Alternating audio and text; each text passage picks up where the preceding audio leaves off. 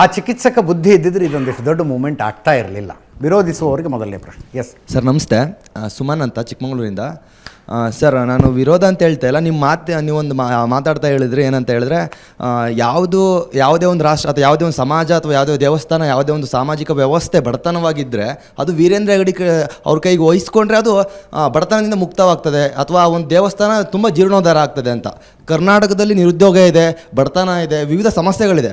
ಇಡೀ ಕರ್ನಾಟಕ ವ್ಯವಸ್ಥೆ ಅಥವಾ ಈ ಒಂದು ಪ್ರಜಾಪ್ರಭುತ್ವ ವ್ಯವಸ್ಥೆ ಇದೆ. 75 ವರ್ಷ ಆಗಿದೆ ಸ್ವತಂತ್ರ ಬಂದು ವ್ಯವಸ್ಥೆ ಇದೆ. ಈ ವ್ಯವಸ್ಥೆಯನ್ನು ನಾವು ಯಾಕೆ ಹೆಗಡೆ ಅವ್ರಿಗೆ ಕೊಟ್ಬಿಟ್ರೆ ನಮಗೇನು ಸಮಸ್ಯೆನೇ ಇರಲ್ಲಲ್ವಾ? ನೀವು ಹೇಳ್ತಾ ಇದ್ದೀರಾ ಯಾವುದೋ ಒಂದು ಸಾಯುವ ಹಾವನ್ನು ಕೋಳಿ ಸುತ್ಕೊಂಡ್ರೆ ಅದನ್ನು ಬದುಕಿಸ್ತಾರೆ ವೀರೇಂದ್ರ ಹೆಗಡೆ ಅಂತ ಹೇಳ್ತಾ ಇದ್ದೀರಾ. ನಾನು ಹೇಳಿದಲ್ಲ, ಪಾಟೀಲ್ ಪುಟ್ಟಪ್ಪ. ಸೊ ನೀವು ಅದನ್ನು ಈಗ ಪ್ರಸ್ತಾಪ ಮಾಡಿದ್ರಿ.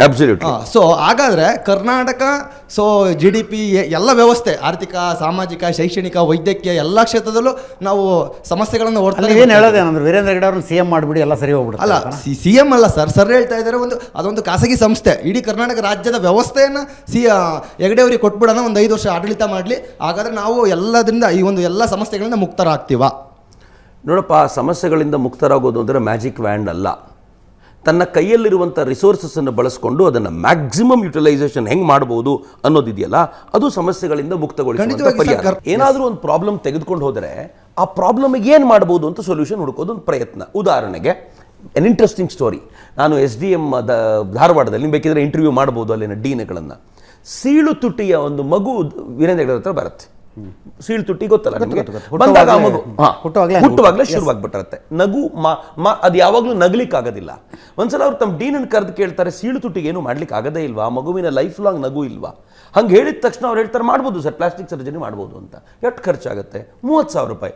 ಆಯಿತು, ಹಾಗಿದ್ರೆ ಒಂದು ಅನೌನ್ಸ್ಮೆಂಟ್ ಕೊಡಿ, ಸ್ಮೈಲ್ ಚೈಲ್ಡ್ ಅಂತ ಹೇಳಿ ನಾವೊಂದು ಪ್ರಾಜೆಕ್ಟ್ ಶುರು ಮಾಡೋಣ ಅಂತ. ಸ್ಮೈಲ್ ಚೈಲ್ಡ್ ಶುರು ಮಾಡ್ತಾರೆ.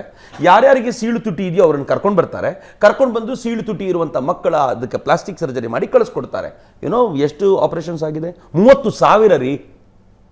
30,000 ಮಕ್ಕಳನ್ನ ಅವರಿರುವಂಥ ಜಾಗದಿಂದ ಕರೆಸ್ಕೊಳ್ತಾರೆ. ಹೋಗೋ ಬರುವಂಥ ಬಸ್ ಚಾರ್ಜನ್ನು ಕೊಡ್ತಾರೆ. ಕೊಟ್ಟು ಅವರನ್ನು ಕರ್ಕೊಂಡು ಬಂದು ಅಲ್ಲಿ ಇಟ್ಕೊಂಡು ಎಲ್ಲ ಥರದ ಚಿಕಿತ್ಸೆ ಕೊಟ್ಟು ವಾಪಸ್ ಕಳಿಸ್ತಾರೆ. ತನ್ನ ಎದುರಿಗೆ ಬಂದಿರುವಂಥ ಸಮಸ್ಯೆಯನ್ನ ತನ್ನತ್ರ ಇರುವಂಥ ರಿಸೋರ್ಸಸ್ ಅನ್ನು ಬಳಸ್ಕೊಂಡು ಹೇಗೆ ಸಾಲ್ವ್ ಮಾಡೋದು ಅನ್ನೋದಿರುತ್ತಲ್ಲ, ಅದು ಬಹಳ ಬುದ್ಧಿಮತ್ತೆಯ ಕೆಲಸ ಮತ್ತು ಒಂದು ಆಚಾರವಂತಿಕೆಯ ಕೆಲಸ.